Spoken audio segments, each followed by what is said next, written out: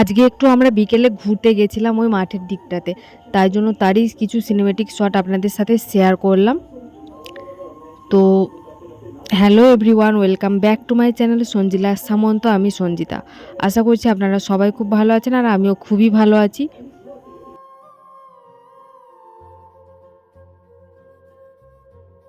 আজকের এই রেসিপি ভিডিওটা বিকেল থেকে স্টার্ট করছি।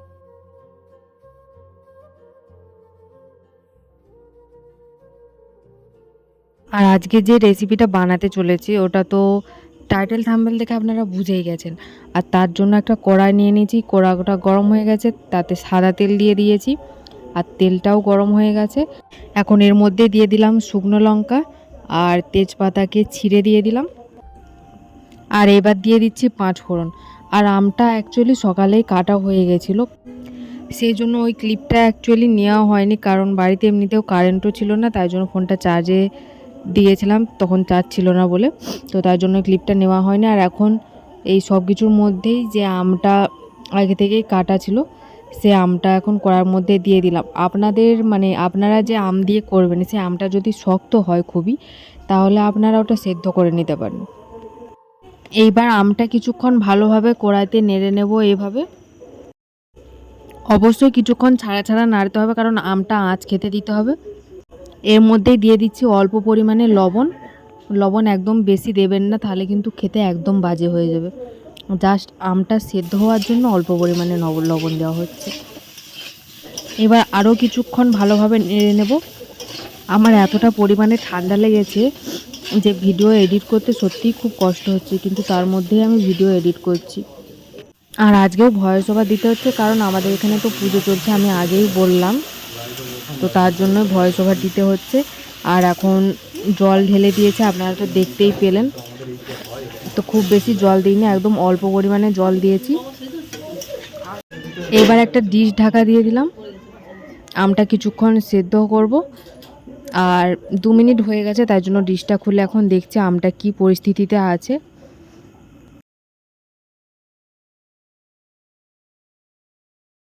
ডিশটা খুলে আবারও একটু ভালোভাবে নেড়ে নিচ্ছি। আমটা ভালোভাবে সেদ্ধ হয়নি, তো সেই জন্য আমি আবারও ডিশ চাপা দিয়ে দেব, আবারও কিছুক্ষণ রেখে দেব। তো আবারও 3 মিনিট ডিশ ঢাকা দিয়ে রেখেছিলাম, খুলে দেখলাম যে আমটা সেদ্ধ হয়ে গেছে। আর একটু ভালোভাবে নেড়ে নিচ্ছি। তো এইবার যেটা, এই যে আপনারা দেখছেন আমি বাতাসা দিচ্ছি, বাতাসা দেওয়ার একটাই কারণ বাড়িতে প্রচুর বাতাসা রয়ে গেছে। আর আপনারাও তো বাড়িতে সাধারণত করেন চিনি দিয়ে, বাতাসা দিয়ে সাধারণত হয়তো করেন না। আপনারা চাইলে বাতাসা দিয়েও করতে পারেন, খুবই টেস্টি হবে, গ্যারান্টি দিয়ে বলছি। এখন এইভাবেই একটু নেড়ে নেব, কারণ বাতাসাগুলোকে অল্প অল্প একটু ভেঙে দেব খুন্তি দিয়ে। এখন গ্যাসের ফ্লেমটা কমিয়ে দিয়ে এখন একটু সুদীপদের ছাদে যাব, দেখবো যে ও কী গাছ লাগিয়েছে। আর এই যে ও শুধু ড্রাগন গাছ লাগিয়েছে, এগুলো ফ্লিপকার্ট থেকে আনিয়েছে। ফ্লিপকার্ট দিয়েও যে গাছ পাওয়া যায় কিনতে, সেটা আমার জানা ছিল না, সেটা সুদীপের এখানে না আসলে জানতে পারতাম না। আর এই যে এই ছোটো ছোটো কাঁটা কাঁটা যে অংশগুলো দেখতে পাচ্ছেন, মানে এটাই নাকি মেন, এটাই গাছটা বেরাচ্ছে।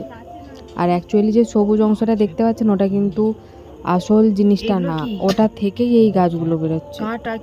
আর আপনারা আমার আগের ব্লগে ওই যে পুচকুটাকে দেখছিলেন না, সৌরদীপ ডাব মাখা খাচ্ছিল, তো ওদেরই বাড়িতে এই আমের জেলিটা করতে আসা হয়েছে, কারণ ওর মা বলছিল করে দিতে, তাই জন্যই ওদের বাড়িতেই এসেছি এখন। আর ওদের ছাদটায় আপনাদেরকে ঘুরিয়ে আনলাম।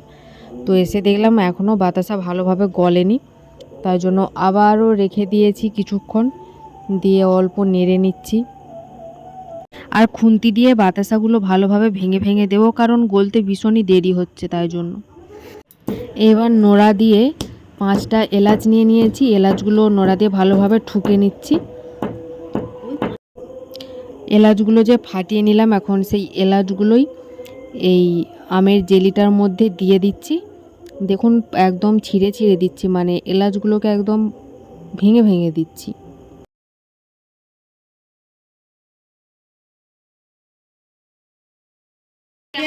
আমের জেলিটা কিন্তু পুরোপুরি রেডি হয়ে গেছে, আপনারা দেখতেই পাচ্ছেন একদম টকবক করে ফুটছে। আর এইবার সৌরদীপকে টেস্ট করতে দেব, তাই জন্য একটা প্লেটে করে একটা আমের জেলি তুলে নিচ্ছি।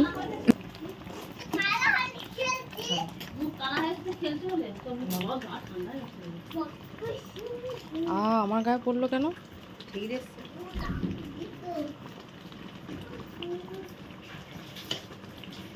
কালারটা জাস্ট দেখুন, দেখেই পুরো জিভে জল চলে আসছে সে লেভেলের। উফ,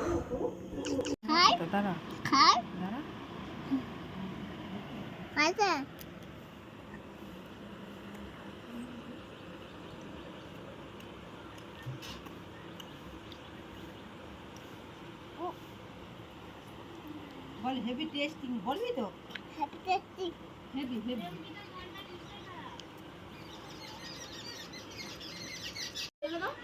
তুই খা, তুই খা, তুই খা, তুই খা, খা খা না, খা তুই।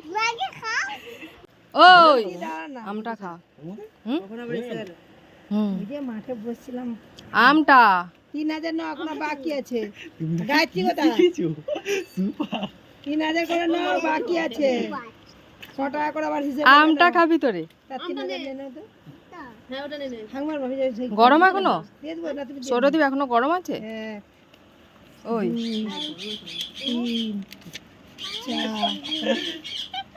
সে জিমটাকে চেটে যাচ্ছে, ফোনে ছবি উঠে যাচ্ছে, দেখ না। 5 6 হাতটা দিতে, এই হ্যাঁ সাতটা দিয়েছে।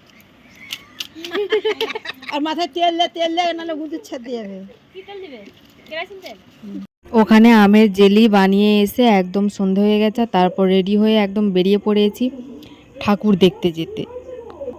তো এই হচ্ছে আমাদের বারাসাত, আর আজকে থেকেই পুজো স্টার্ট। আজকে থেকে পুরো 5 দিন এখানে পুজো হবে।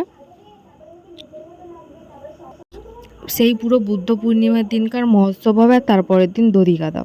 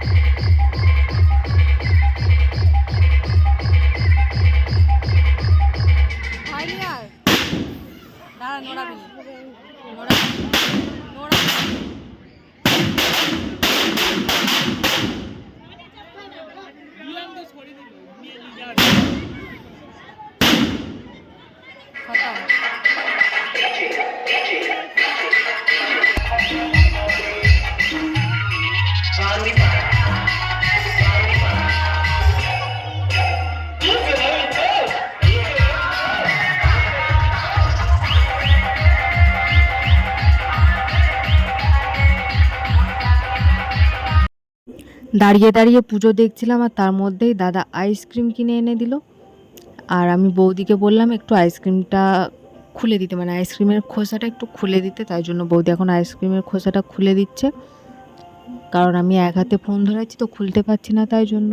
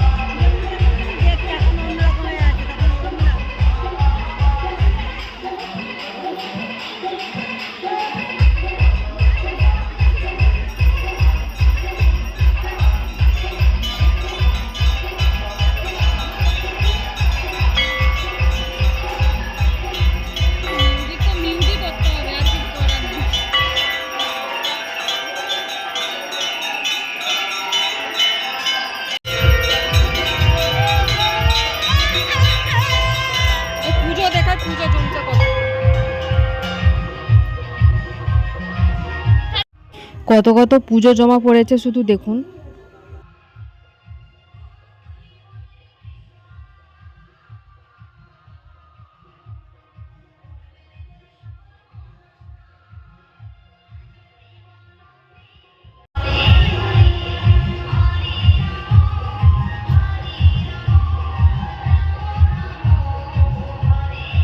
আর পুজো দেখতে এসেছি, ফুচকা আছে, ফুচকা খাবো না তাই কখনো হয়? সেই জন্য সবাই মিলে লাইন দিয়ে দাঁড়িয়ে পড়েছি। এদিকে আলু মাখানো চলছে, আর ধৈর্যের বাঁধ আমার তো পুরো ভেঙে যাচ্ছে।